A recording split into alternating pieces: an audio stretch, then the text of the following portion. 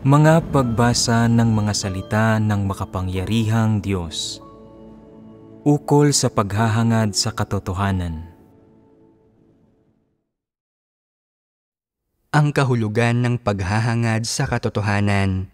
7. Kapag nasa kagipitan o panganib ang ilang tao, at nagkataong nakatanggap sila ng tulong mula sa isang masamang tao na nagbibigay daan sa kanilang makaalis sa kanilang suliranin, naniniwala silang ang masamang taong iyon ay isang mabuting tao at handa silang gumawa ng bagay para sa kanya upang ipakita ang kanilang pasasalamat.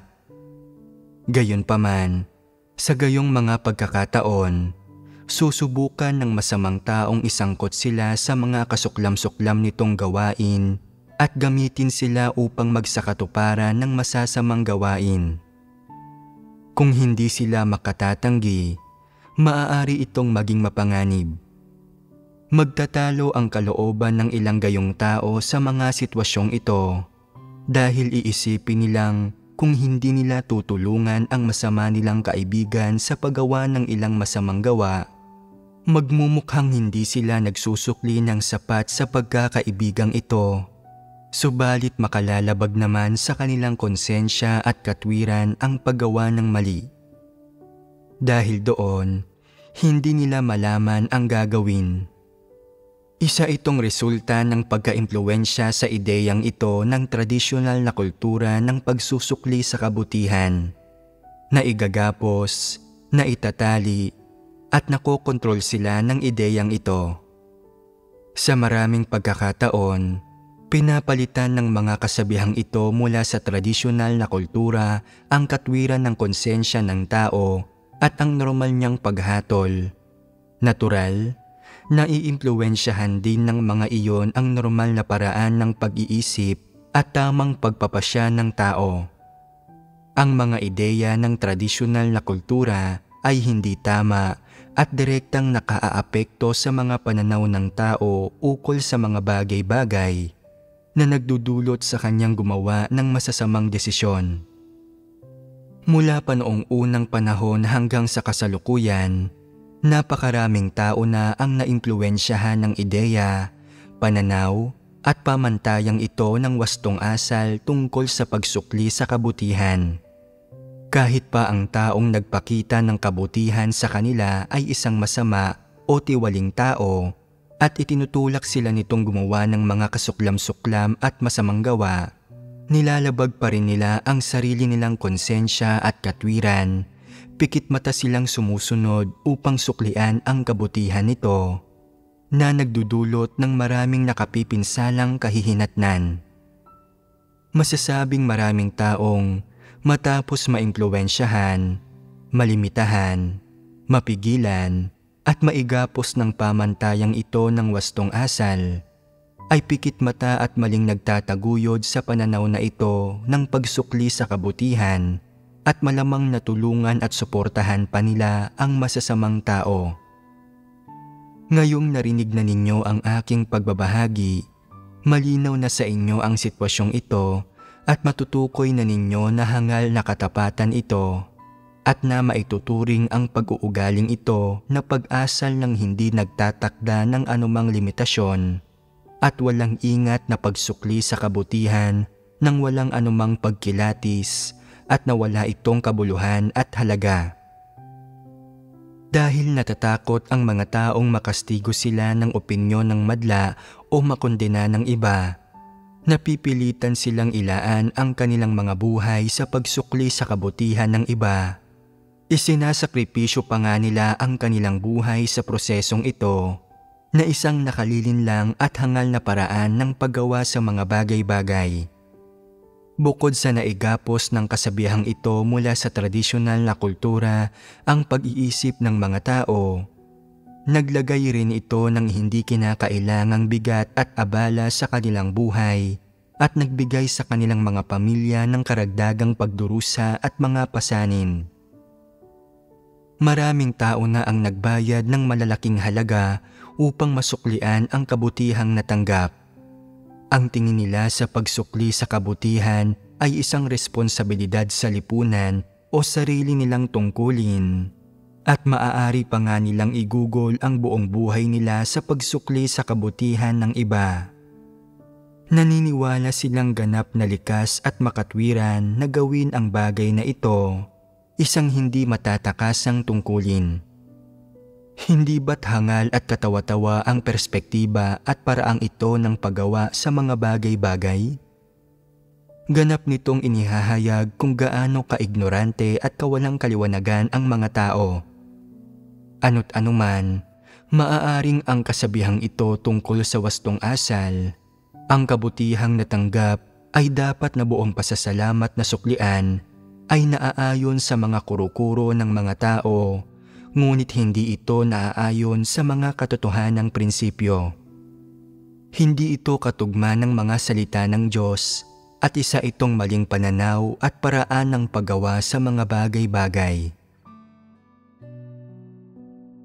Yamang ang pagsusukli sa kabutihan ay walang kaugnayan sa katotohanan at sa mga hinihingi ng Diyos sa mga tao at naging paksa ng ating pamumuna. Paano ba talaga tinitingnan ng Diyos ang kasabihang ito? Ano-anong uri ng pananaw at kilos ang dapat na taglayin ng mga normal na tao bilang tugon sa kasabihang ito? Malinaw ba ito sa inyo? Kung dati ay may taong nagkaloob sa iyo ng kabutihang labis mong pinakinabangan o ginawan ka ng malaking pabor, dapat mo ba siyang suklian? Paano mo ba dapat harapin ang ganitong uri ng sitwasyon? Hindi ba't isa itong usapin ng mga pananaw ng mga tao? Isa itong usapin ng mga pananaw ng mga tao, pati na ng kanilang mga landas ng pagsasagawa. Sabihin ninyo sa akin ang pananaw ninyo tungkol sa usaping ito. Kung mabuti sa iyo ang isang tao, dapat mo ba siyang suklian?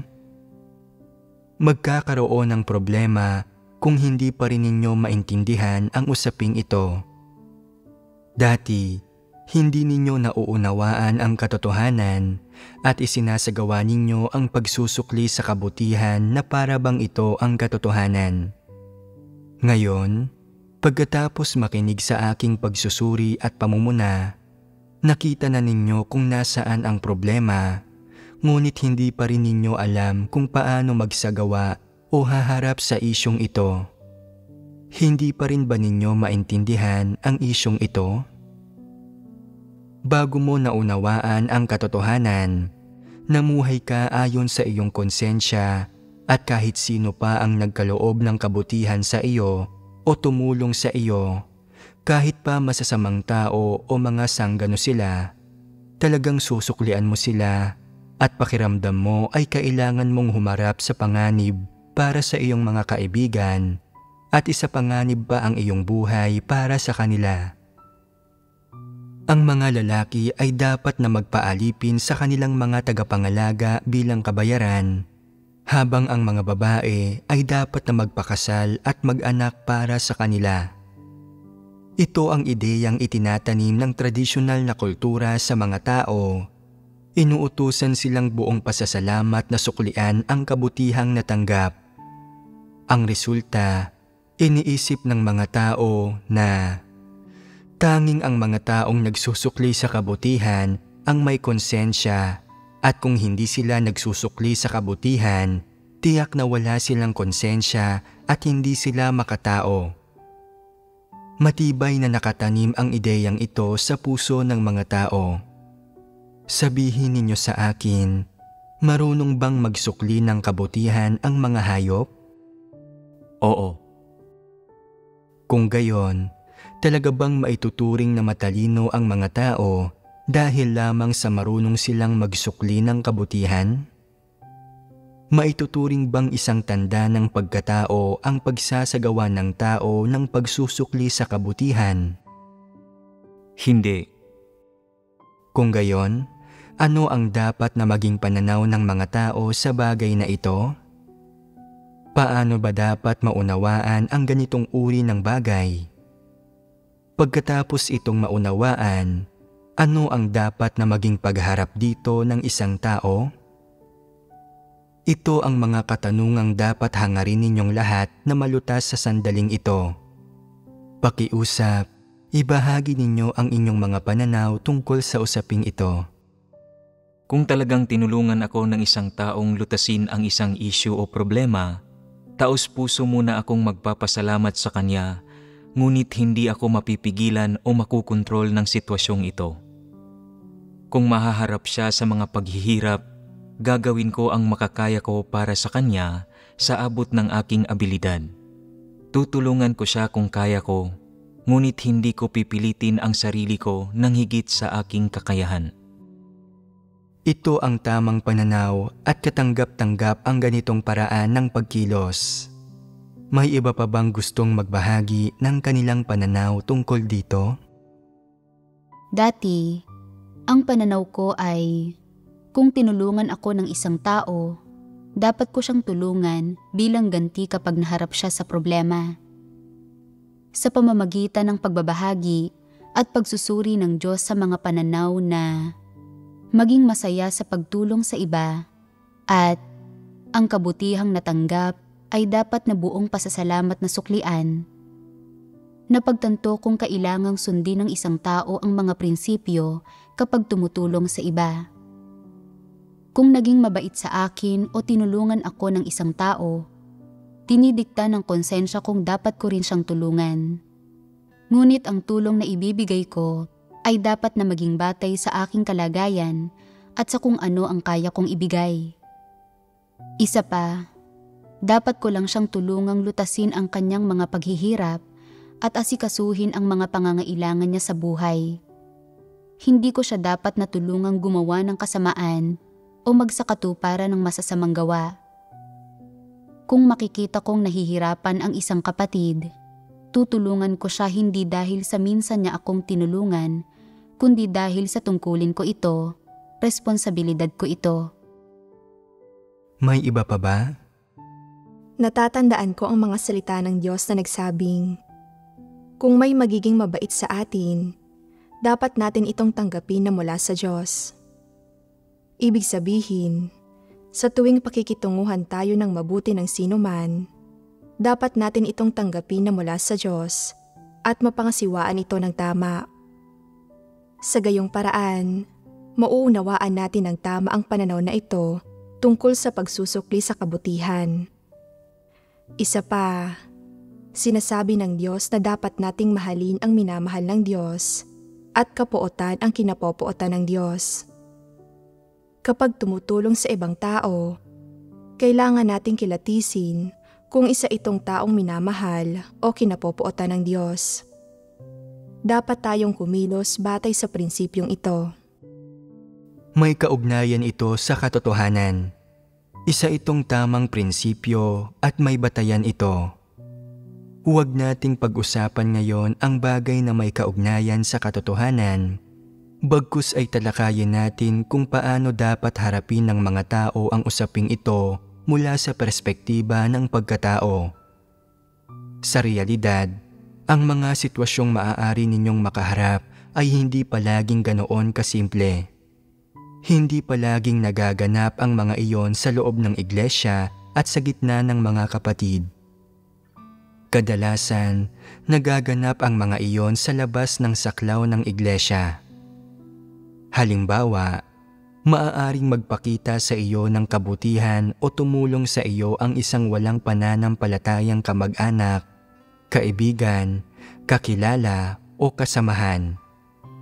Kung magagawa mong harapin ang usaping ito at pakitunguhan ang taong tumulong sa iyo sa tamang paraan, partikular na sa paraang kapwa na aayon sa mga katotohanang prinsipyo at tila angkop naman sa iba, magiging medyo tumpak ang iyong saloobin sa usaping ito at ang iyong mga ideya tungkol dito. Ang tradisyonal na pangkultural na konsepto na ang kabutihang natanggap ay dapat na buong pasasalamat na suklian ay kailangang kilatisin. Ang pinakamahalagang bahagi ay ang salitang kabutihan. Paano mo dapat tingnan ang kabutihang ito? Anong aspekto at kalikasan ng kabutihan ang pinatutungkulan nito? Ano ang kabuluhan ng ang kabutihang natanggap ay dapat na buong pasasalamat na suklian? Dapat alamin ng mga tao ang mga sagot sa mga tanong na ito at sa anumang pagkakataon ay hindi sila dapat mapigilan ng ideyang ito ng pagsusukli ng kabutihan.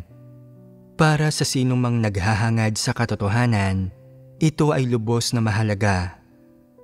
Ano ang kabutihan ayon sa mga kuro-kuro ng tao? Sa mas mababang antas, ang kabutihan ay ang pagtulong sa iyo ng isang tao kapag may problema ka. Halimbawa, ang pagbibigay sa iyo ng isang tao ng isang mangkok ng kanin kapag gutom na gutom ka, o isang bote ng tubig kapag uhaw na uhaw ka, o pag-alalay sa iyong makatayo kapag nadapa ka at hindi makabangon. Lahat ito ay paggawa ng kabutihan. Ang dakilang paggawa ng kabutihan ay ang pagliligtas sa iyo ng isang tao kapag nasa desperado kang kalagayan. Iyon ay kabutihan na nakapagliligtas ng buhay. Kapag nasa mortal kang panganib at may tumutulong sa iyong makaiwas sa kamatayan, sa esensya ay sinasagip niya ang iyong buhay. Ang mga ito ay ilan sa mga bagay na sa tingin ng mga tao ay kabutihan.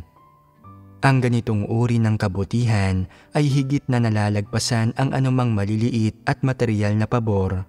Ito ay dakilang kabutihan na hindi masusukat sa pera o material na mga bagay. Ang mga nakatatanggap nito ay nakararamdam ng pasasalamat na imposibleng maipahayag sa iilang salita lamang ng pagpapasalamat. Ngunit tumpak ba na sukatin ng mga tao ang kabutihan sa ganitong paraan? Hindi. Bakit sinasabi mong hindi ito tumpak? Dahil ang panukat na ito ay nakabatay sa mga pamantayan ng tradisyonal na kultura. Ito ay isang sagot na batay sa teorya at doktrina, at bagamat mukhang tama ito, hindi nito natutukoy ang diwa ng usapin. Kaya, paano ito maipapaliwanag ng isang tao sa mga praktikal na termino? Pag-isipan itong mabuti.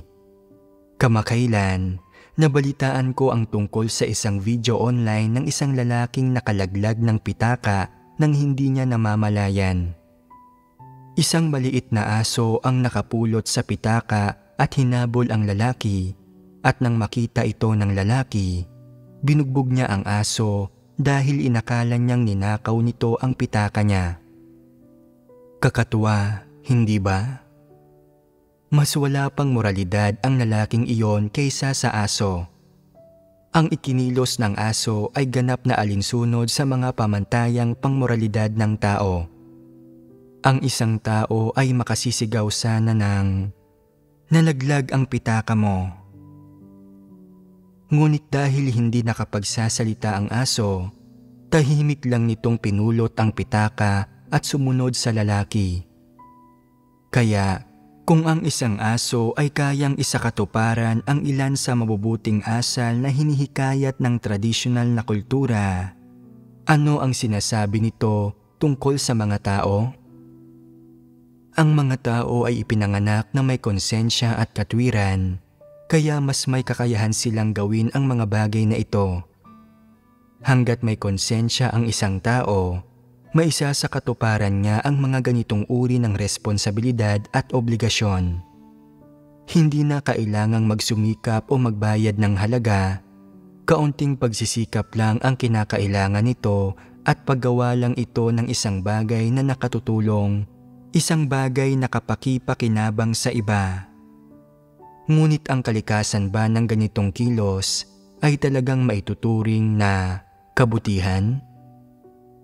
Umaabot ba ito sa antas ng paggawa ng kabutihan? Hindi. Dahil hindi, kailangan pa bang pag-usapan ng mga tao ang pagsukli rito? Hindi na ito kakailanganin. Ngayon naman ay ibaling na natin ang ating atensyon sa usapin ng di umano'y kabutihan ng tao.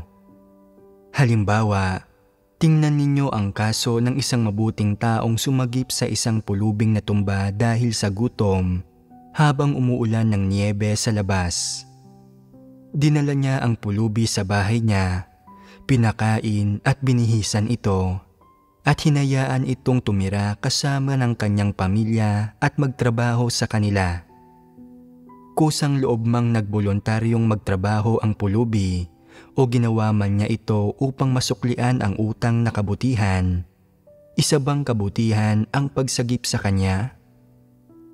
Kahit ang maliliit na hayop ay nagagawang tulungan at sagipin ang isa't isa. Kaunting pagsisikap lang ang kinakailangan para magawa ng mga tao ang gayong mga bagay, at ang sinumang may pagkatao ay nagagawa ang gayong mga bagay at nakakayanan ang mga iyon. Maaaring sabihing ang gayong mga gawa ay responsibilidad at obligasyon sa lipunan na nararapat tuparin ng sinumang may pagkatao.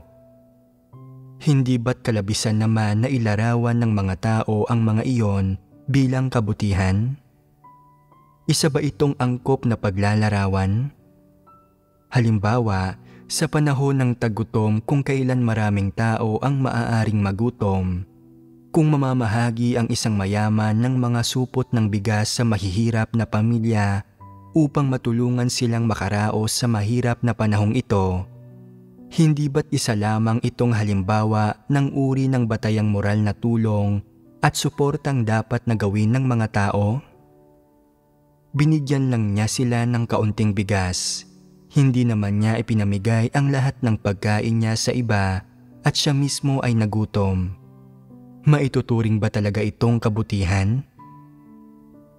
Ang mga responsibilidad at obligasyon sa lipunan na kayang tuparin ng tao, ang mga gawang dapat na likas na kayang gawin at nararapat na gawin ng tao, at ang mga simpleng pagseserbisyo na nakatutulong at kapakipakinabang sa iba, sa anumang paraan ay hindi maituturing na kabutihan ang mga bagay na ito, dahil ang lahat ng ito ay mga sitwasyon kung saan tumutulong lamang ang tao. Ang pagbibigay ng tulong sa isang taong nagkataong nangangailangan nito sa isang angkop na oras at lugar ay isang lubhang normal na pangyayari. Responsibilidad din ito ng bawat miyembro ng sangkatauhan. Isa lamang itong uri ng responsibilidad at obligasyon. Ibinigay ng Diyos sa mga tao ang mga likas na ugaling ito nang likhain niya sila. Ano-ano bang likas na gawi ang tinutukoy ko rito? Ang tinutukoy ko ay ang konsensya at katwiran ng tao. Kapag nakita mong natumba sa sahig ang isang tao, ang likas mong reaksyon ay, dapat ko siyang tulungang tumayo. Kung nakita mo siyang natumba ngunit nagkunwari kang hindi mo nakita at hindi ka lumapit upang tulungan siyang makatayo, makukonsensya at magsisisi ka na ganito ang ikinilos mo. Ang isang taong tunay na may pagkatao ay agad na mag-iisip na tulungan ang isang taong nakita niyang natumba. Wala siyang pakialam kung mapagpasalamat sa kanya ang taong iyon, dahil naniniwala siyang nararapat niya itong gawin at makikita niyang hindi na kailangang pag-isipan pa ang bagay na iyon. Bakit ganoon? Ang mga ito ang mga likas na gawing ibinigay ng Diyos sa mga tao, at ang sinumang may konsensya at katwiran ay makaiisip na gawin ito at makakikilos sa ganitong paraan. Binigyan ng Diyos ang tao ng konsensya at puso ng tao. Dahil may puso ng tao ang tao, siya ay nagtataglay ng mga kaisipan ng tao, pati na ng mga pananaw at pamamaraang dapat niyang taglayin tungkol sa ilang bagay, kaya natural at madali niyang nagagawa ang mga bagay na ito. Hindi niya kailangan ng anumang tulong o ideolohikal na gabay mula sa anumang panlabas na puwersa, at hindi niya kailangan ng edukasyon o ng positibong pamumuno. Hindi niya kailangan ang alinman doon. Katulad lang ito kung paanong maghahanap ang mga tao ng pagkain kapag sila ay nagugutom o maghahanap ng tubig kapag sila ay nauuhaw. Isa itong likas na gawi at hindi na kailangang ituro ng mga magulang o guro. Natural itong lumalabas dahil ang tao ay may pag-iisip ng normal na pagkatao.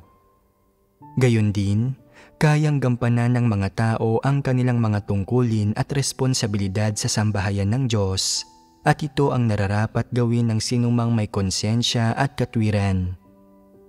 Kaya, ang pagtulong sa mga tao at pagiging mabuti sa kanila ay napakadali para sa mga tao. Ito ay nasa saklaw ng likas na gawin ng tao at isang bagay na kayang-kayang gawin ng mga tao. Hindi na kailangang iranggo ito ng kasing taas ng kabutihan. Gayunpaman, maraming tao ang itinutumbas ang pagtulong sa iba sa kabutihan at palaging pinag-uusapan ito at patuloy na sinusuklian ito. Iniisip na kung hindi, wala silang konsensya. Mababa ang tingin nila sa kanilang sarili at hinahamak ang sarili at nag-aalala pa na masusumbatan sila ng opinyong publiko. Kailangan bang mag-alala tungkol sa mga bagay na ito? Maraming tao ang hindi ito makilatis at patuloy na napipigilan ng isyong ito. Ganito ang hindi maunawaan ang mga katotohanang prinsipyo. Halimbawa, kung pumunta ka sa disyerto kasama ang isang kaibigan at naubusan siya ng tubig, tiyak na papainumin mo siya sa tubig mo. Hindi mo siya basta pababayaang mamatay sa uhaw. Kahit na alam mong mababawasan ng kalahati ang itatagal ng isang bote ng tubig mo, kapag 2 tao ang umiinom dito, ibabahagi mo pa rin ang tubig sa kaibigan mo. Bakit mo naman gagawin iyon? Dahil hindi mo matitiis na inumin ang tubig mo habang nakatayo sa tabi ang kaibigan mong nagdurusa sa pagkauhaw. Hindi mo talaga matitiis na makita iyon. Ano ang magdudulot sa iyong hindi matiis na makita ang kaibigan mong nagdurusa sa pagkauhaw? Ang katwiran ng iyong konsensya ang nagdudulot sa pakiramdam na ito. Kahit na ayaw mong tuparin ang ganitong uri ng responsibilidad at obligasyon, idudulot ng konsensya mong hindi mo matiis na hindi ito gawin dahil dito ay bibigat ang kalooban mo. Hindi ba't ang lahat ng ito ay resulta ng mga likas na gawin ng tao? Hindi ba't ang lahat ng ito ay ipinapasya ng konsensya at katwiran ng tao? Kung sasabihin ng kaibigan na, "May utang na loob ako sa iyo sa pagpapainom mo sa akin sa iyong tubig sa sitwasyong iyon," hindi ba't maliring sabihin ito? Wala itong kinalaman sa kabutihan. Kung nabaligtad ang mga pangyayari at may pagkatao, konsensya at katwiran ang kaibigang iyon, ibabahagi niya rin sa iyo ang tubig niya. Isa lang itong pangunahing responsibilidad sa lipunan o ugnayan sa pagitan ng mga tao. Ang mga pinakapangunahing ugnayan sa lipunan o responsibilidad o obligasyon ay pawang nabubuo dahil sa katwiran ng konsensya ng tao, sa kanyang pagkatao at sa mga likas na gawing ipinagkaloob ng Diyos sa tao sa panahon ng paglikha sa tao. Sa mga normal na kalagayan, hindi na kinakailangang ituro ng mga magulang o itanim ng lipunan ang mga bagay na ito sa isip ng tao, at lalong hindi na kinakailangan ang paulit-ulit na pagpapaalala mula sa iba na nagsasabi sa iyong gawin ang mga iyon. Kakailanganin lang ang pag-eduka para sa mga taong walang konsensya at katwiran, para sa mga taong walang normal na kakayahang makaunawa. Halimbawa, sa mga taong may kapansanan sa pag-iisip o sa mga mahina ang pangunawa, o para sa mga taong mahina ang kakayahan at ignorante at matigas ang ulo. Hindi na kailangang ituro ang mga bagay na ito sa mga taong may normal na pagkatao. Taglay ang mga iyon ng lahat ng taong may konsensya at katwiran. Kaya, hindi angkop na masyadong eksaherado na sabihing isang anyo ng kabutihan ang ilang pag-uugali o pagkilos, gayong dala lang ito ng likas na gawi at naaayon ito sa konsensya at katwiran. Bakit hindi ito naaangkop? Sa pagtataas sa gayong mga pag-uugali sa saklaw na ito, inaatangan mo ang bawat tao ng mabigat na dalahin at pasanin, at syempre, naitatali nito ang mga tao. Halimbawa, kung dati may taong nagbigay sa iyo ng pera, tumulong sa iyo sa isang mahirap na sitwasyon, tumulong sa iyong makahanap ng trabaho, o sumaklolo sa iyo, iisipin mo, hindi ako maaaring maging walang utang na loob. Kailangan kong maging matuwid at suklian ang kanyang kabutihan. Kung hindi ko susuklian ang kabutihan, tao pa ba ako? Sa totoo lang, suklian mo man siya o hindi, tao ka pa rin at namumuhay pa rin sa balangkas ng normal na pagkatao. Walang anumang mababago ang gayong pagsusukli.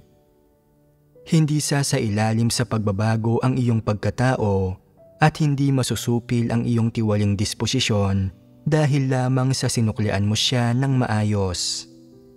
Gayon din, hindi lalala ang iyong tiwaling disposisyon dahil lamang sa hindi mo siya sinuklian ng maayos.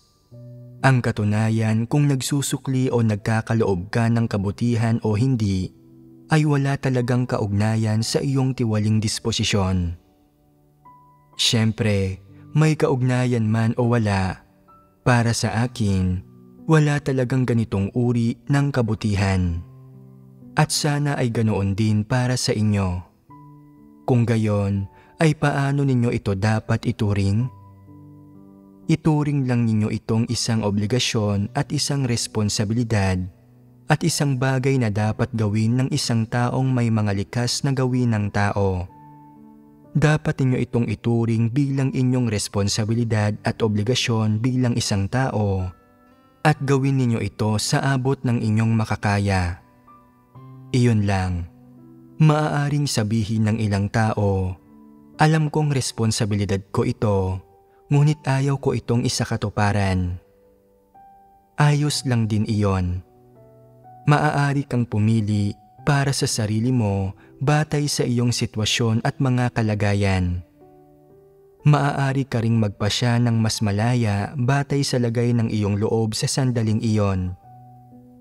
Kung nag-aalala kang pagkatapos isakatuparan ang iyong responsibilidad, patuloy kang susubukang suklian ng nakatanggap at kukumustahin ka, at sa sobrang dalas ng pagpapasalamat sa iyo ay makaaabala at makagugulo na ito, at dahil dito ay ayaw mo nang isakatuparan ang responsibilidad na iyon, ayos lang din iyon. Nasa sa iyo ito. Magtatanong ang ilan, mababa ba ang pagkatao ng mga taong hindi nagnanais na tumupad sa ganitong uri ng responsibilidad sa lipunan? Ito ba ang tamang paraan ng paghatol sa pagkatao ng isang tao? Hindi. Bakit hindi ito tama? Sa masamang lipunang ito, ang tao ay dapat nasukatin sa kanyang pag-uugali at pangunawa sa kung ano ang katanggap-tanggap sa lahat ng kanyang ginagawa. Siyempre, mas lalo niyang kailangan na matukoy ang kapaligiran at konteksto sa sandaling iyon. Gaya ng sinasabi ng mga walang pananampalataya, sa magulong mundong ito, dapat na maging mautak, matalino, at marunong ang mga tao sa anumang kanilang gagawin. Hindi sila dapat maging ignorante at talagang hindi sila dapat magsakatuparan ng mga kalokohan. Halimbawa, sa mga pampublikong lugar sa ilang bansa, nagkakasa ang mga tao ng mga partikular na panloloko kung saan nagpapalabas sila ng pekeng aksidente upang makakuha sila ng kabayaran. Kung hindi mo mahahalata ang panloloko ng masasamang taong ito at pikit mata kang kikilos ayon sa iyong konsensya, malamang na maloloko at mapapahamak ka. Halimbawa, kung makakakita ka ng isang matandang babaeng natumba sa kalsada, maaari mong isipin, Kailangan kong isakatuparan ang aking mga responsibilidad sa lipunan. Hindi ko kailangan na suklian niya ako. Dahil mayroon akong pagkatao at katwiran ng aking konsensya, nararapat ko siyang tulungan, kaya tutulungan ko siyang makatayo. Subalit, nang lumapit ka na upang itayo siya, kikikilan ka niya at mauuwi ka sa pagdadala sa kanya sa ospital at pagbabayad sa mga bayarin niya sa pagpapagamot, sa danyos para sa mga emosyonal na pinsala at gastusin sa pagreretiro.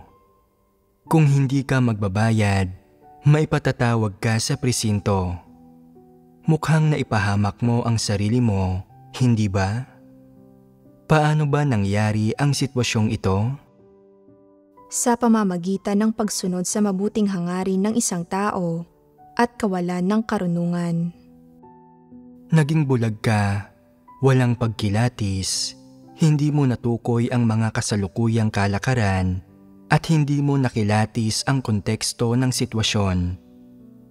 Sa isang masamang lipunang tulad nito, kailangang magbayad ng halaga ng isang tao para lang sa kaswal na pagtulong sa isang matandang natumba. Kung talagang natumba siya at kailangan niya ng tulong mo, hindi ka dapat makondena dahil sa pagsasakatuparan mo sa mga responsibilidad mo sa lipunan. Dapat kang purihin dahil ang pag-uugali mo ay alinsunod sa pagkatao at sa katwiran ng konsensya ng tao. Subalit may lihim na motibo ang matandang babaeng ito. Hindi naman talaga niya kailangan ng tulong mo. Niloloko ka lang niya at hindi mo nahalata ang tuso niyang pakana. Sa pamamagitan ng pagsasakatuparan sa responsibilidad mo sa kanya bilang isang kapwa-tao, nahulog ka sa pakana niya at ngayon ay hindi ka na niya bibitiwan. Kikikilan ka ng mas malaki pang pera. Ang pagsasakatuparan sa mga responsibilidad sa lipunan ay dapat na maging tungkol sa pagtulong sa mga taong nangangailangan at sa pagtupad sa sariling mga responsibilidad ng isang tao. Hindi ito dapat humantong sa pagkakalinlang o pagkakahulog sa isang patibong.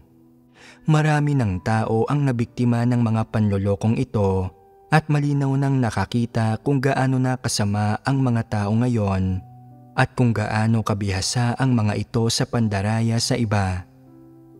Dadayain ng mga ito ang kahit sino, mga estranghero man ang mga iyon o mga kaibigan at kamag-anak.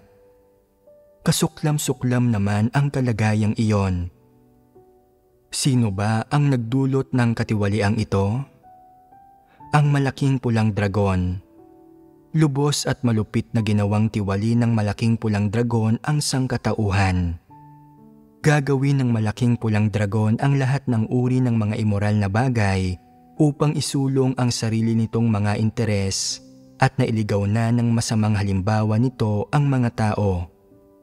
Ang resulta, marami ng mga manloloko at magnanakaw ngayon. Batay sa mga katunayang ito, makikita ng isang tao na maraming tao ang walang ipinagkaiba sa mga aso. Marahil ay hindi gugustuhin ng ilang taong makinig sa ganitong uri ng usapan. Maiilang sila rito at mag-iisip na, talaga bang wala kaming ipinagkaiba sa mga aso? Binabastos at minamaliit mo kami sa palaging paghahambing mo sa amin sa mga aso. Wala kang pagpapahalaga para sa amin bilang mga tao. Gustong-gusto ko kayong tingnan bilang mga tao. Ngunit anong uri na ba ng pag-uugali ang ipinakita ng mga tao? Sa totoo lang, may ilang tao na talagang kasing sahol ng mga aso.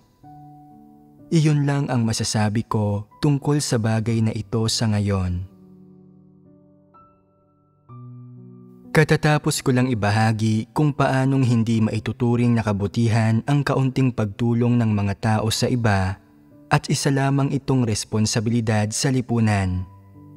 Siyempre, maaaring piliin ng mga tao kung aling responsibilidad sa lipunan ang kaya nilang tuparin sa abot ng kanilang makakaya. Maaari nilang tuparin ang mga responsibilidad na naaangkop nilang tuparin at piliing hindi tuparin ang mga responsibilidad na sa palagay nila ay hindi naaangkop. Isa itong kalayaan at kapasyahang mayroon ang tao.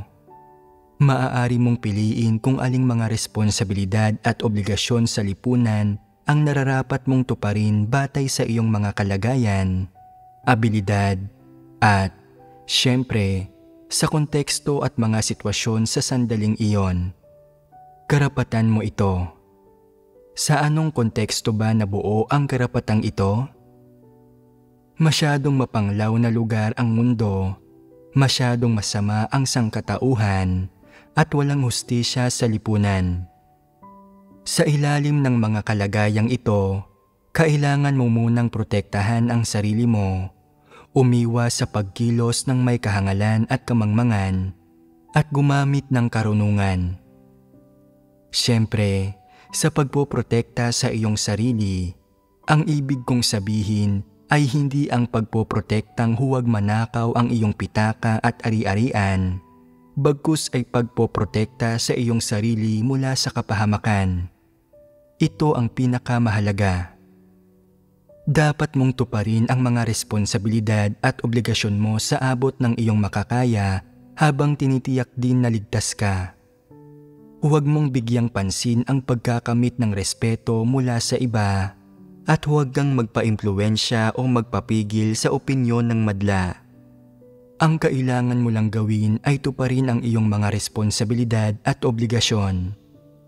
Dapat kang magpasya kung paano mo tutuparin ang iyong mga responsibilidad at obligasyon batay sa sariling mong sitwasyon. Huwag kang umako ng higit sa kaya mo batay sa iyong mga kalagayan at abilidad. Hindi mo dapat subukang mapabilib ang mga tao sa pamamagitan ng pagpapanggap na may mga kakayahan kang hindi mo naman taglay, at hindi mo dapat katakutan ang kawalan ng galang, ang panghuhusga, o pagkondina ng iba. Maling gumawa ng mga bagay alang-alang sa pagtupad sa sarili mong banidad. Gawin mo lang kung gaano karami ang kaya mo. Akuin mo kung gaano karami ang dinidikta ng pagpapahalaga mo sa responsibilidad at tuparin mo kung gaano karaming obligasyon ang kaya mong tuparin. Karapatan mo ito. Hindi mo kailangang pilitin ang sarili mong gumawa ng mga bagay na hindi hiningi sa iyo ng Diyos. Walang kabuluhan ang pagsunod sa iyong konsensya na gumawa ng mga bagay na walang kinalaman sa katotohanan. Kahit gaano pa karami ang gawin mo, hindi ka pupurihin ng Diyos para dito at hindi nito ipahihiwatig na nagbigay ka ng tunay na patotoo, lalong hindi na sinangkapan mo na ang iyong sarili ng mabubuting gawa. Para sa mga bagay na hindi tumutukoy sa mga hinihingi ng Diyos, ngunit ipinagagawa sa iyo ng mga tao, dapat kang magkaroon ng sarili mong pasya at mga prinsipyo. Huwag kang magpapigil sa mga tao. Sapat na kung wala kang anumang ginagawa na nakalalabag sa iyong konsensya, katwiran, at sa katotohanan. Kung tutulungan mo ang isang tao sa pamamagitan ng paglutas ng isang panandaliang suliranin para sa kanya, aasa na siya sa iyo at maniniwalang dapat at kailangan mong lutasin ang kanyang mga problema. Ganap na siyang aasa sa iyo at aatakihin ka niya kung hindi mo malulutas ang mga suliranin niya ng kahit isang beses lang. Nakapagdulot ito ng problema sa iyo at hindi ito ang uri ng resultang gusto mong makita. Kung nakikini-kinita mo na ang ganitong uri ng kalalabasan, maaari mong marapating hindi siya tulungan. Sa madaling salita, hindi magiging mali sa ganitong sitwasyon na hindi isakatuparan ang responsibilidad o obligasyong iyon. Ito ang uri ng pananaw at saloobing dapat mong taglayin sa lipunan, sangkatauhan, at, mas partikular na, sa pamayanang tinitirahan mo. Ibig sabihin, ibigay mo lang sa isang tao ang pagmamahal na kaya mong ibigay at gawin mo kung gaano karami ang kaya mo. Huwag mong labagin ang iyong mga paniniwala para lamang magpasikat. Huwag mong subukang gumawa ng mga bagay na hindi mo kayang gawin. Hindi mo rin kailangang pilitin ang sarili mong magbayad ng halagang hindi kayang bayaran ng isang karaniwang tao. Sa madaling salita, huwag kang humiling ng sobra-sobra sa iyong sarili. Gawin mo lang ang kaya mong gawin. Ano ang palagay mo sa prinsipyong ito? Halimbawa, hinihiram ng kaibigan mo ang sasakyan mo at pinag-iisipan mo ito. Pinahiram na niya ako ng mga gamit noon, kaya para patas, dapat kong ipahiram sa kanya ang sasakyan ko. Ngunit hindi siya maingat sa mga gamit at sinasagad niya ang paggamit sa mga iyon. Baka sa huli ay masira pa niya ang sasakyan ko. Mas mabuti pang hindi ko ito ipahiram sa kanya. Kaya nagpapasya kang hindi ipahiram sa kanya ang sasakyan mo. Ito ba ang tamang gawin? Hindi malaking issue kung ipahihiram mo ang sasakyan o hindi. Basta't tumpak at may kabatiran ang pagkaunawa mo sa bagay na iyon, dapat mo lang tanggapin kung anuman ang sa palagay mo ang pinakaangkop na hakbang at magiging nasa tama ka. Gayunpaman, paano kung iisipin mong, sige na nga, ipahihiram ko ito sa kanya. Kahit kailan naman ay hindi niya ako tinanggihan kapag nanghihiram ako ng mga gamit sa kanya noon.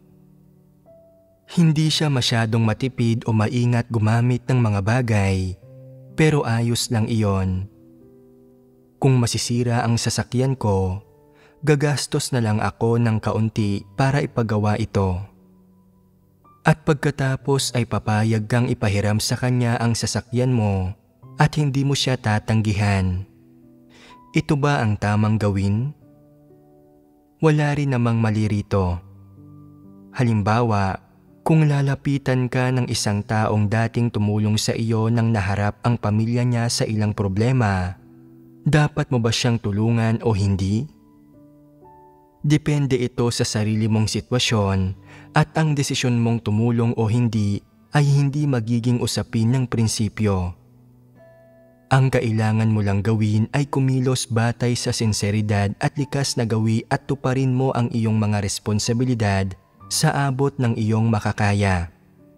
Sa paggawa nito, kikilos ka sa saklaw ng iyong pagkatao at sa katwiran ng iyong konsensya. Lubos mo mang tinutupad ang responsibilidad na ito o ginagawa ito ng maayos o hindi ay hindi mahalaga. May karapatan kang pumayag o tumanggi. Hindi masasabing wala kang konsensya kung tatanggi ka.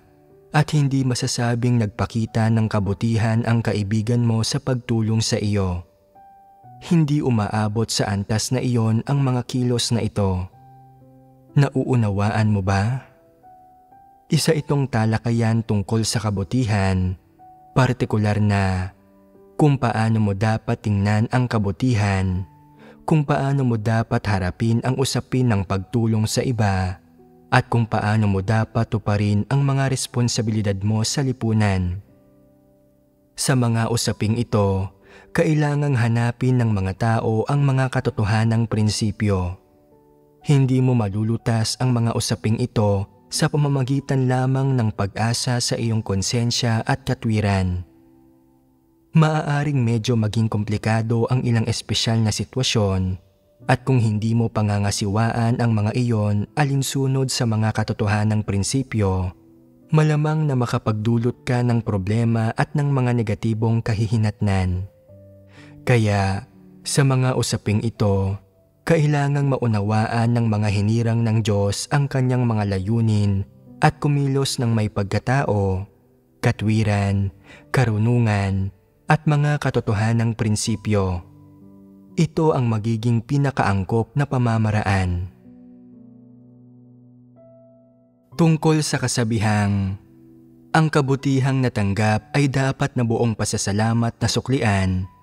Ang isa pang sitwasyong maaaring lumitaw ay na ang tulong na iyong natatanggap ay hindi isang maliit na bagay na gaya ng isang bote ng tubig, isang bungkos ng gulay o isang sako ng bigas, kundi isang uri ng pagtulong na nakaaapekto sa kabuhayan mo at ng iyong pamilya at na may mga implikasyon pa nga sa iyong tadhana at mga oportunidad sa hinaharap.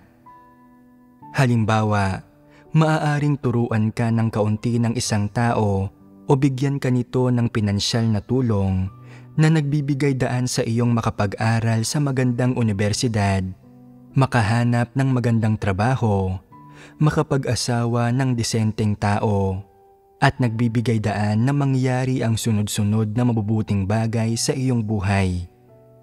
Hindi lang ito isang maliit na pabor o maliit na tulong. Ang ganitong uri ng bagay ay tinitingnan ng maraming tao bilang isang malaking kabutihan. Paano ninyo dapat harapin ang ganitong uri ng sitwasyon?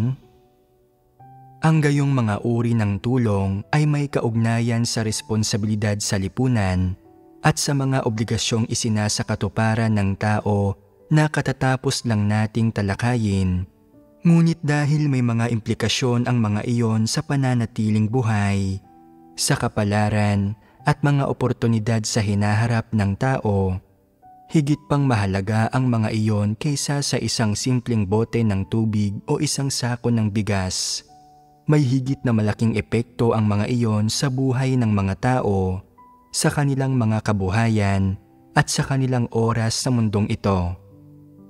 Sa gayon, higit na malaki ang halaga ng mga iyon. Ngayon, dapat bang itaas ang mga uri ng pagtulong na ito sa antas ng kabutihan? Ano't anuman, hindi ko inirerekomendang tingnan ang ganitong mga uri ng pagtulong bilang kabutihan. Yamang hindi dapat ituring na kabutihan ang ganitong mga uri ng pagtulong. Kung gayon, ano ang angkop at wastong paraan ng pagharap sa ganitong uri ng sitwasyon? Hindi ba't isa itong problemang kinahaharap ng mga tao? Halimbawa, marahil ay may isang taong naglayo sa iyo mula sa isang buhay na puno ng krimen, nagtuwid sa iyo at nagbigay sa iyo ng trabaho sa isang lehitimong larangan na nagbibigay daan sa iyong magkaroon ng magandang buhay, makapag-asawa at lumagay sa tahimik at mabago ang iyong kapalaran para sa mas ikabubuti nito. O marahil, noong nasa mahirap kang sitwasyon at ikaw ay naghihikahos, binigyan ka ng kaunting tulong at paggabay ng isang mabuting tao na positibong nagbago sa mga oportunidad mo sa hinaharap, nagbibigay daan sa iyong maging mas mabuti kaysa sa iba at magkaroon ng magandang buhay. Paano mo dapat harapin ang gayong mga sitwasyon? Dapat mo bang alalahanin ang kanyang kabutihan at suklian siya? Dapat ka bang maghanap ng mga paraan upang mabayaran at masuklian siya? Sa ganitong kaso, dapat ay hayaan mong mga prinsipyo ang gumabay sa iyong mga desisyon, hindi ba? Dapat mong tukuyin kung anong uri ng tao ang tumulong sa iyo. Kung isa siyang mabuti, positibong tao, bukod sa pagsasabi ng salamat sa kanya, maaari mong ipagpatuloy ang pakikisalamuhan ng normal sa kanya, makipagkaibigan ka sa kanya, at pagkatapos, kapag kailangan niya ng tulong, maaari mong tuparin ang iyong responsibilidad at obligasyon sa abot ng iyong makakaya. Gayunpaman, ang pagtupad ng responsibilidad at obligasyong ito ay hindi dapat isang uri ng pagbibigay ng walang kondisyon, bagkus ay dapat na maging limitado sa kung ano ang kaya mong gawin batay sa iyong kalagayan. Ito ang angkop na paraan ng pagtrato sa gayong mga tao sa ganitong mga sitwasyon. Walang pagkakaiba ang antas ninyong dalawa. Bagamat tinulungan ka niya at pinagkalooban ka niya ng kabutihan, hindi pa rin siya matatawag na iyong tagapagligtas dahil tanging ang Diyos ang makapagliligtas sa sangkatauhan. Ang ginawa lamang niya ay kumilos sa pamamagitan ng kataas-taasang kapangyarihan at mga pagsasaayos ng Diyos upang tulungan ka. Talagang hindi ito nangangahulugang nakatataas siya sa iyo, lalong hindi ito nangangahulugang pagmamayari ka na niya at maaari ka na niyang manipulahin at kontrolin. Wala siyang karapatang impluwensyahan ang iyong kapalaran at hindi siya dapat mamuna o magkomento sa buhay mo. Magkapantay pa rin kayo. Yamang magkapantay kayo, maaari kayong makisalamuha sa isa't isa bilang magkaibigan at kapag naaangkop, maaari mo siyang tulungan sa abot ng iyong makakaya. Pagtupad pa rin ito sa iyong responsibilidad at obligasyon sa lipunan sa saklaw ng pagkatao at paggawa sa nararapat mong gawin, batay at sa saklaw ng pagkatao. Isinasa katuparan mo ang iyong mga responsibilidad at obligasyon ng may partikular na layunin. Bakit dapat mo itong gawin? Tinulungan ka niya noon at tinulutan ka niyang mag-ani ng mga pakinabang at makakuha ng malalaking tagumpay, kaya't idinidikta ng katwiran ng konsensyang nagmumula sa iyong pagkatao na dapat mo siyang tratuhin bilang isang kaibigan. Itatanong ng ilang tao, maaari ko ba siyang ituring bilang isang matalik na katapatang loob? Nakasalalay ito sa kung paano kayo nagkakasundo at kung magkatulad ang inyong pagkatao at mga kagustuhan, pati na rin ang inyong hinahanap at kung paano ninyo tinitingnan ang mundo.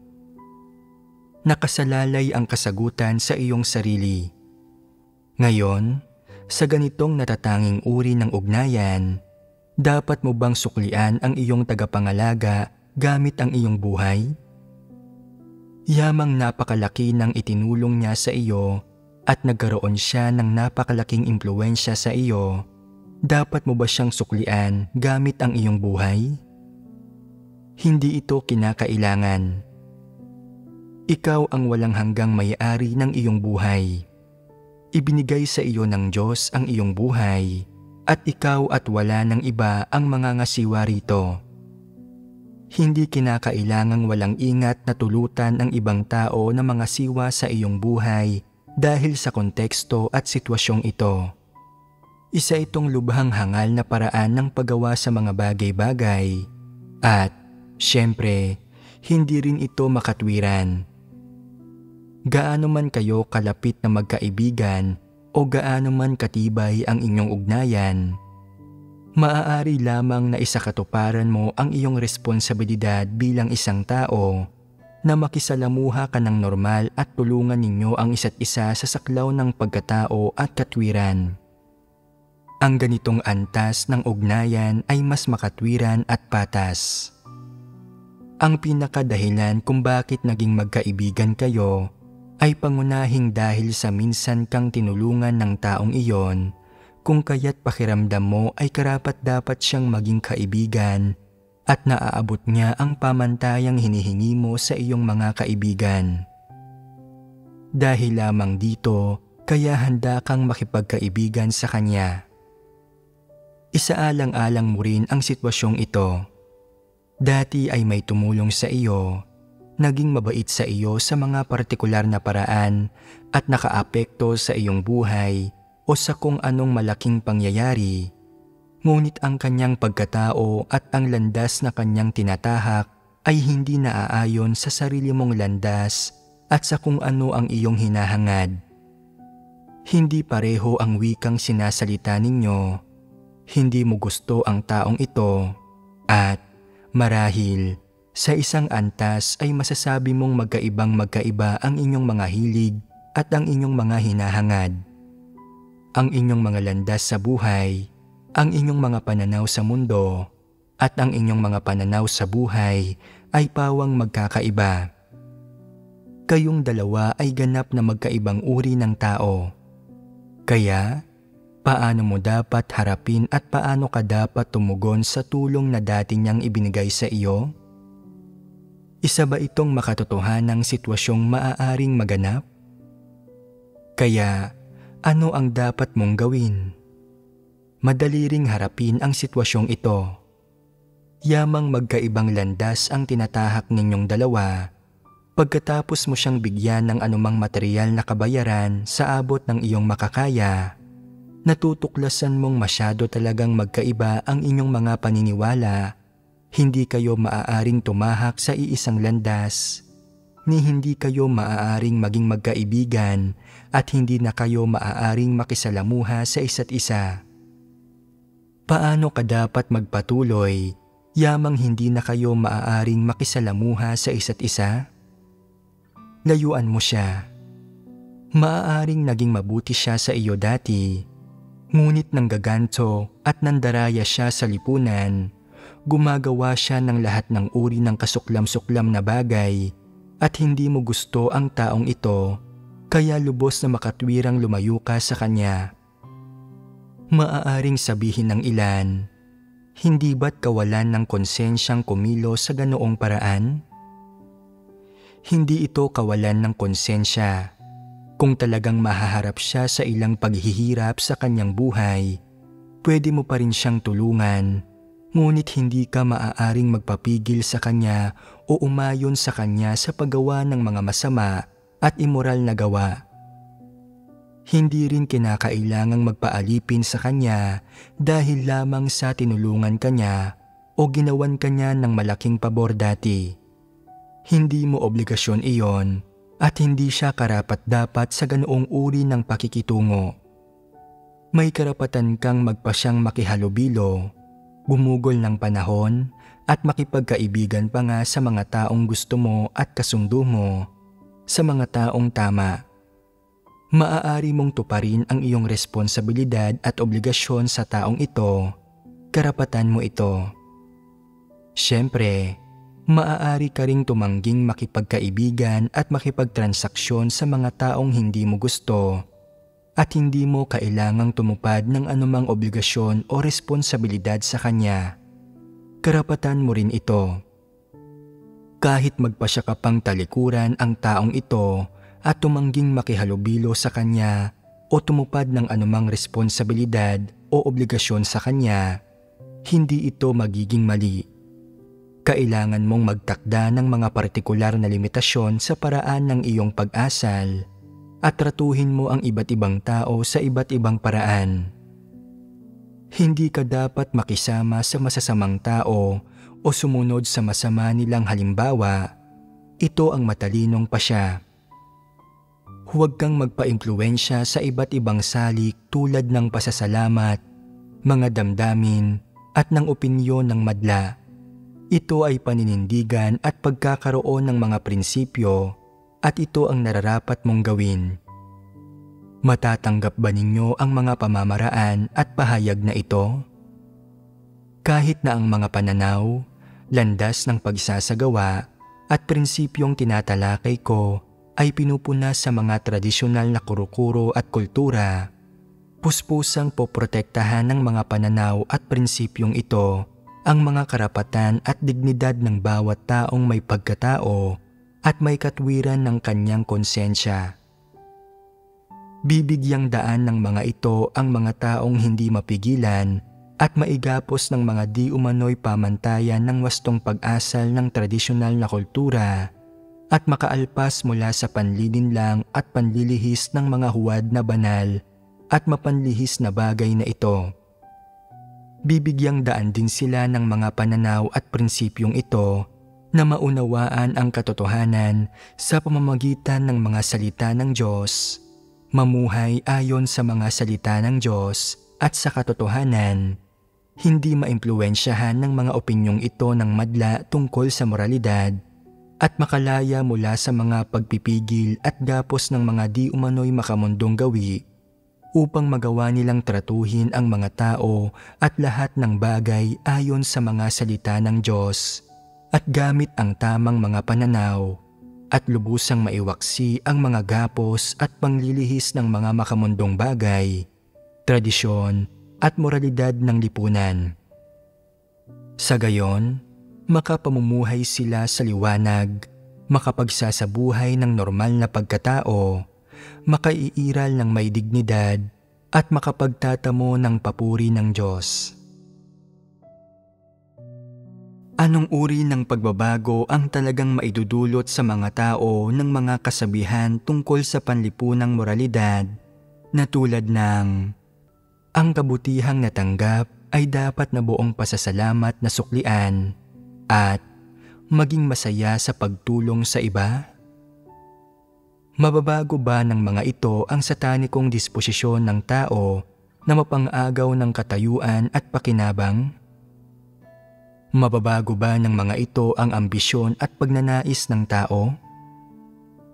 Malulutas ba ng mga ito ang alitan at pagpapatayan ng mga tao?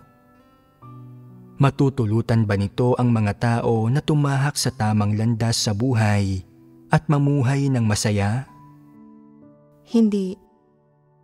Kung gayon, ay ano ba talaga ang epekto ng mga pamantayang ito ng panlipunang moralidad? Sa pinakamataas, hinihikayat lamang ba ng mga ito ang ilang mabuting tao na gumawa ng mabubuting bagay at tumulong sa kaligtasan at seguridad ng lipunan? Iyon lang ang ginagawa ng mga ito at walang nilulutas ang mga ito na kahit isang isyu. Kahit na sa ilalim ng pagkokondisyon ng mga di umano'y pamantayang ito ng wastong asal, sa huli ay nasusunod at naisasabuhay naman ng mga tao ang mga ito. Hindi ito nangangahulugang makaaalpas sila mula sa mga tiwali nilang disposisyon at makapagsasabuhay ng wangis ng tao. Halimbawa, sabihin ng ginawan ka ng pabor ng isang tao, kaya ginagawa mo ang lahat ng makakaya mo upang suklian siya. Kapag binibigyan ka niya ng isang sako ng bigas, sinusuklian mo siya ng isang malaking supot ng harina. At kapag binibigyan ka niya ng mahigit 2 kilo ng karne ng baboy, sinusuklian mo siya ng mahigit 2 kilo ng baka.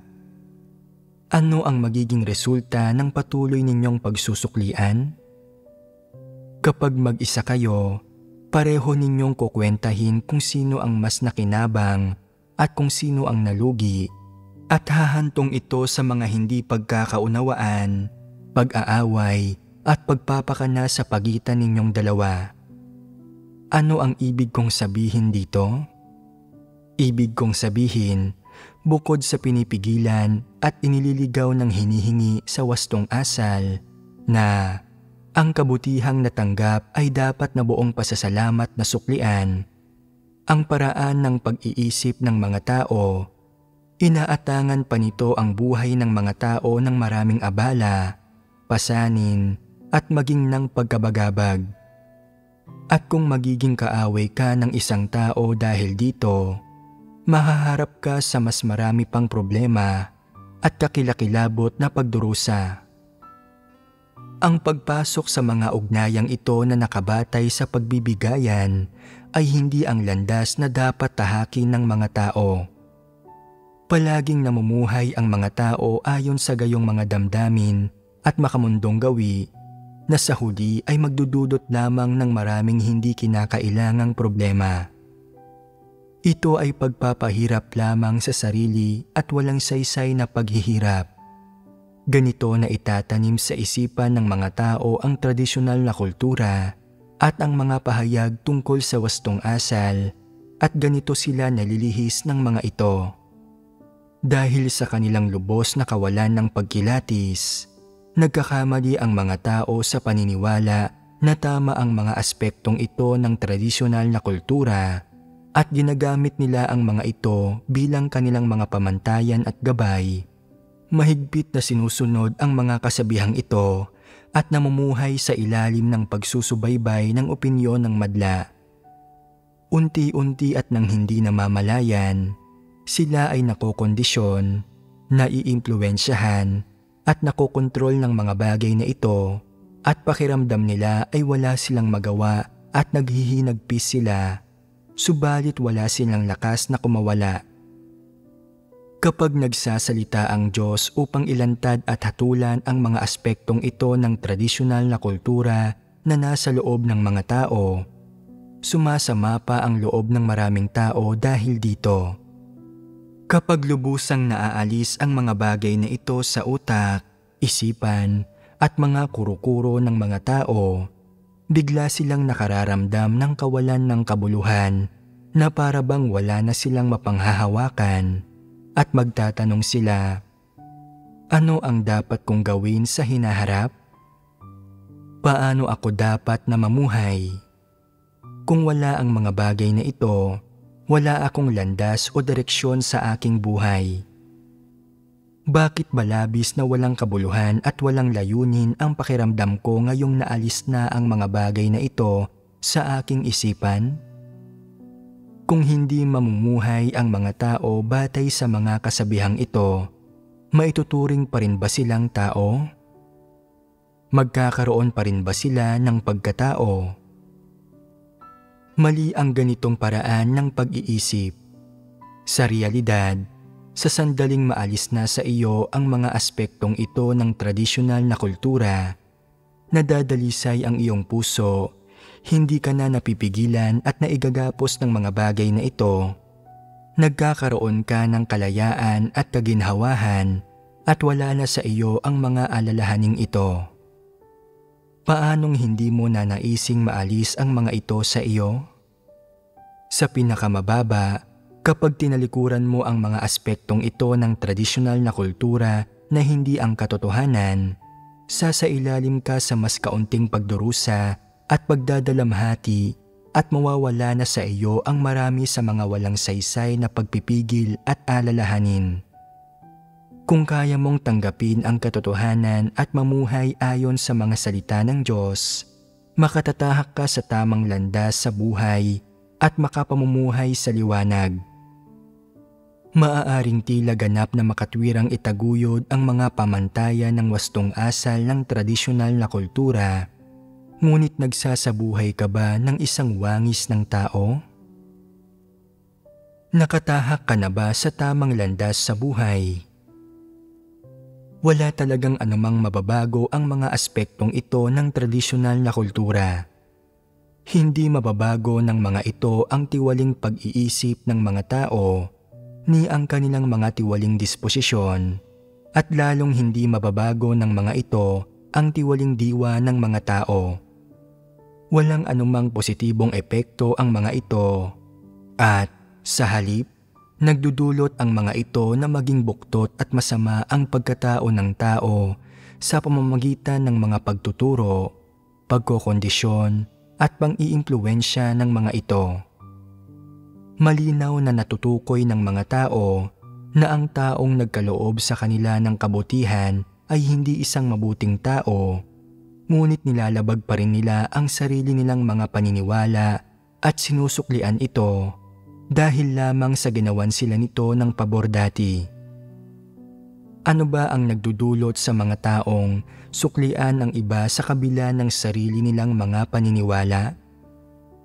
Ginagawa nila ito dahil naitanim na sa kanilang puso ang ideyang ito na mula sa tradisyonal na kultura na buong pasasalamat na pagsusukli sa kabutihan.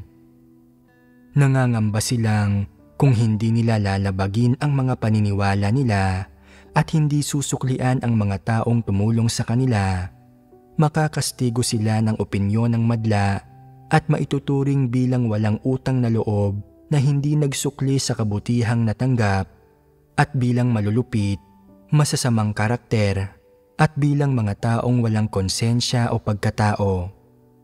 Dahil mismo sa pinangangambahan nila ang lahat ng ito at inaalalang wala ng sinumang tutulong sa kanila sa hinaharap, kaya wala na silang magawa kundi mamuhay sa ilalim ng pagkokondisyon at gapos ng ideyang ito sa tradisyonal na kultura na buong pasasalamat na pagsusukli sa kabutihang natanggap. Ang resulta, masasama, may dalamhati ang buhay ng mga tao kung saan kumikilos sila ng labag sa sarili nilang mga paniniwala at hindi sila makapagsalita tungkol sa sarili nilang mga paghihirap. Sulit ba ang lahat ng abalang ito para dito? Hindi ba't nagdulot ng pagdurusa sa mga tao ang ideyang ito ng buong pasasalamat na pagsusukli sa kabutihan? Tungkol sa kasabihang, Ang kabutihang natanggap ay dapat na buong pasasalamat na suklian. Katatapos ko lang magbahagi tungkol sa kung ano mismo ang kabutihan, kung paano tinitingnan ng Diyos ang definisyon ng tao sa kabutihan, kung paano dapat tratuhin ng tao ang kabutihang ito, kung paano tratuhin ang mga taong nagpakita ng kabutihan sa iyo o nagligtas sa iyong buhay, kung ano talaga ang tamang pananaw at landas, at kung paano dapat iposisyon ang mga ito sa iyong buhay, kung paano dapat gampanan ng mga tao ang kanilang mga obligasyon, at kung paano dapat pangasiwaan ng tao ang mga partikular na espesyal na sitwasyon, at kung mula sa anong perspektiba dapat tingnan ang mga ito. Ang mga ito ay medyo komplikadong usapin na hindi malilinaw sa ilang maikling komento lamang, ngunit ibinahagi ko na sa inyo ang mahahalagang issue, ang diwa ng mga issue sa paksang ito, at iba pa. Kung mahaharap ulit kayo sa ganitong uri ng issue, hindi ba't nararamdaman ninyong medyo malinaw na sa inyo ngayon kung ano ang perspektibang dapat ninyong gamitin at kung ano ang landas ng pagsasagawang dapat ninyong tahakin? Sinasabi ng ilang tao, sa teorya, malinaw sa akin, ngunit ang mga tao ay may dugot laman. Sa pamumuhay sa mundong ito, tiyak na maiimpluwensyahan kami ng mga moral na pamantayang ito at ng opinyon ng madla. Maraming tao ang namumuhay sa ganitong paraan, nagpapahalaga sa mga gawa ng kabutihan at buong pasasalamat na nagsusukli sa anumang kabutihang natanggap. Kung hindi ako mamumuhay sa ganitong paraan, tiyak nakakastiguhin at tatanggihan ako ng iba. Nangangamba akong babatikusin ako ng mga tao bilang hindi tao. Mamumuhay na parang isang taong ipinagtabuyan at hindi ko makakayanan iyon. Ano ang problema rito? Bakit napipigilan ang mga tao rito? Madali bang lutasin ang ganitong problema? Oo, at sasabihin ko sa iyo kung paano. Kung pakiramdam mo ay mamumuhay ka na parang isang taong ipinagtabuyan ng lipunan kapag hindi ka namuhay ayon sa pananaw ng tradisyonal na kultura na ang kabutihang natanggap ay dapat na buong pasasalamat na suklian. Kung pakiramdam mo ay hindi ka na katulad ng isang tradisyonal na Tsino, nasa paglihis mula sa tradisyonal na kultura ay hindi ka namumuhay na parang tao at wala ka ng mga katangian para maging isang tao. Kung nag-aalala kang hindi ka magiging kabilang sa lipunang Tsino, nakasusuklaman ka ng mga kapwa Tsino mo at makikita kanila bilang isang kasiraan. Kung gayon, ay piliin mong sumunod sa mga kalakaran ng lipunan. Walang pumipilit sa iyo at walang kokondena sa iyo. Gayunpaman, kung pakiramdam mo ay walang masyadong naidulot sa iyo na pakinabang sa mga nagdaang taon, at na nakapapagod ang pamumuhay ng ayon sa paraang idinidikta ng tradisyonal na kultura at ang palaging pagpapahalaga sa mga gawa ng kabutihan, at kung determinado kang bitiwan ang ganitong pamumuhay at subukang tingnan ang mga tao at bagay at umasal at kumilos ng pawang naaayon sa aking mga salita, kung ganoon, syempre, magiging mas mainam iyon.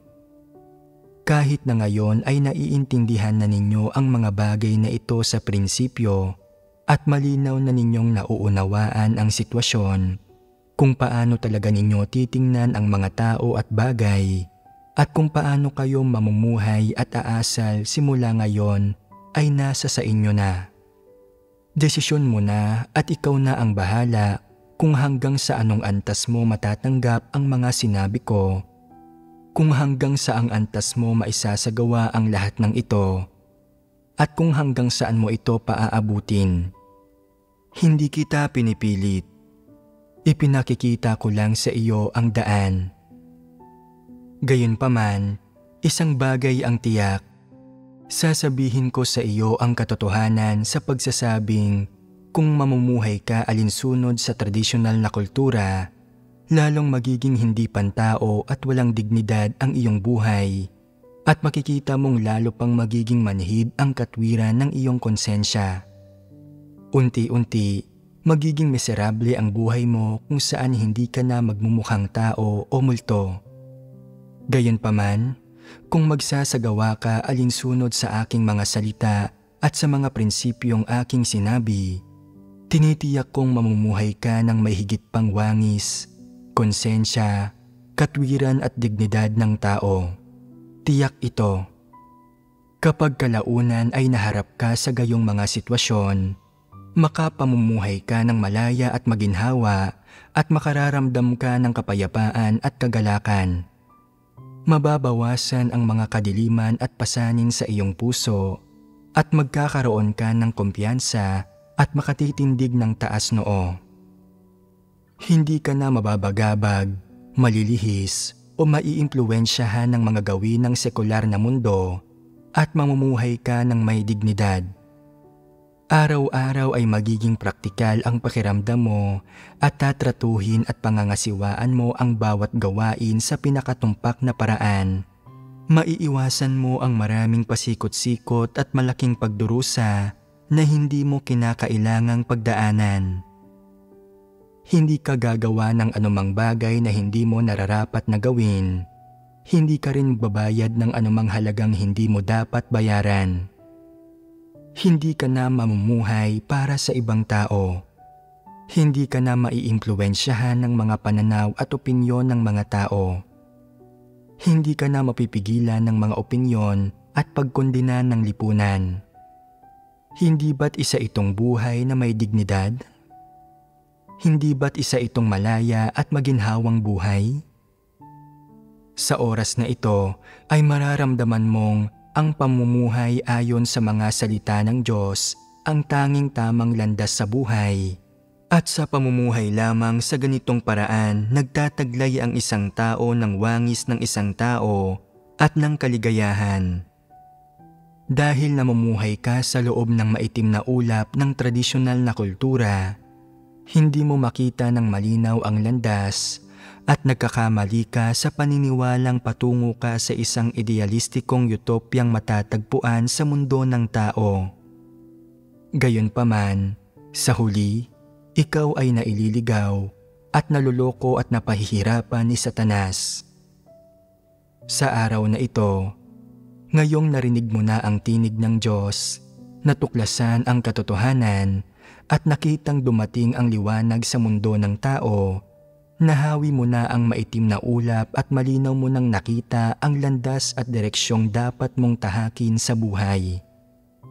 Dali-dali kang aabante at babalik sa harapan ng Diyos. Hindi ba't ito ang biyaya at pagpapala ng Diyos? Kung gayon, ngayon ba ay nahawi na ninyo ang maitim na ulap na iyon at nakita na ang maaliwalas na kalangitan sa itaas? Marahil ay may sinag na kayong nabanaag at papalapit na kayo sa liwanag. Ito ang pinakamalaking pagpapala. Kung kaya ninyong dinggin ang tinig ng Diyos, tanggapin at unawain ang katotohanan, hawiin ang maitim na ulap, talikuran ang lahat ng maling bagay na ito sa tradisyonal na kultura, at alisin ang lahat ng balakid, makatatahak kayo sa landas tungo sa kaligtasan. Iyon lang ang masasabi ko hinggil sa kasabihan ng wastong asal na ang kabutihang natanggap ay dapat na buong pasasalamat na suklian. Sa pagpapatuloy, maaaring pagbahaginan pa ninyo ng sama-sama ang tungkol sa mga salitang ito at lubusan ninyo itong mauunawaan.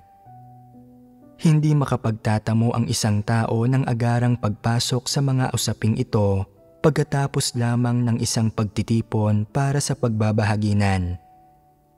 Kahit na tinapos ko na ngayon ang aking pagbabahagi sa kasabihang ito tungkol sa wastong asal at nauunawaan ninyo ito sa teorya at prinsipyo, sa tunay na buhay ay hindi madali ang pagwawaksi sa mga luma, tradisyonal na kurukurong ito.